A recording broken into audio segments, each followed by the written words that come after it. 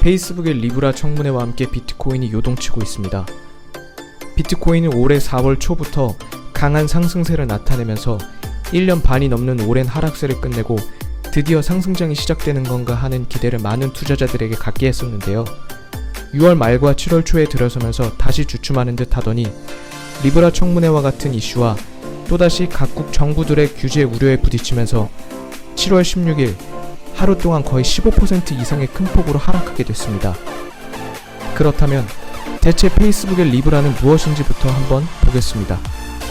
페이스북은 리브라에 대한 설명이 담긴 백서를 지난 6월 18일에 발표했었는데요. 백서에 의하면 리브라는 일상생활의 금융을 충족시킬 수 있는 새로운 국제통화, 그러니까 새로운 국제적인 돈과 금융 시스템의 제공을 목표로 한다고 합니다. 제가 보기에는 아마도 바로 이런 부분, 국제통화를 대신한다든지 기존과는 다른 금융 시스템을 제공한다든지 이런 부분이 대표적인 국제통화인 달러를 쥐고 있는 미국 정부에게는 마치 도전장으로 느껴지지 않았을까 싶습니다. 리브라는 2020년 상반기 출시를 목표로 개발하고 있는 단계라고 하고요. 여기에는 페이스북이 만든 비영리 단체인 리브라 협회에 참여한 비자, 마스터카드, 페이팔, 우버, 코인베이스 등 28개의 기업이 함께할 것으로 예상됩니다. 페이스북은 세계 500대 브랜드 중에 7위에 오를 만큼 거대한 기업이고 세계를 대표하는 SNS로 꼽힐 만큼 거대한 네트워크를 지닌 기업이기 때문에 페이스북이 암호화폐를 발행한다라는 사실이 미국에게도 큰 파장을 일으키게 된 것 같습니다. 아마도 페이스북처럼 거대한 소셜 네트워크를 제공하는 곳에서 기존 화폐보다 더 쓰기 편한 디지털 머니를 만들어서 홍보한다면 세계적으로 아주 빠르게 퍼질 수 있겠죠?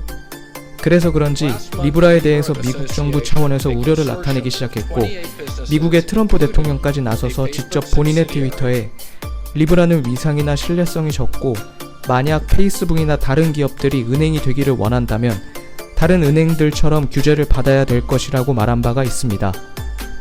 그리고 결국 페이스북의 리브라는 미국 금융위원회의 청문회까지 받게 되는 상황이 되어버렸는데요. 우리나라 시각으로 7월 17일 새벽에 먼저 상원위원회의 청문회가 열렸습니다. 이 청문회에는 미국 상원금융위원회 의원들과 페이스북 리브라를 대표하는 데이비드 마커스가 참석했는데요. 의원들은 페이스북은 위험하다, 믿을 수 없다, 리브라 협회가 스위스에 본사를 둔 이유는 무엇이냐, 미국 당국의 관리 감독을 피하기 위한 것이 아니냐, 대부분 이런 비판적인 질문과 우려가 가득했습니다. 결국 데이비드 마커스는 청문회에서 리브라에 대한 의원들의 우려가 해결될 때까지 출시하지 않겠다고 말했으며 청문회가 끝난 뒤 마이크 크래퍼 상원위원장은 포괄적인 암호화폐 규제법의 필요성이 재확인됐다고 말했습니다.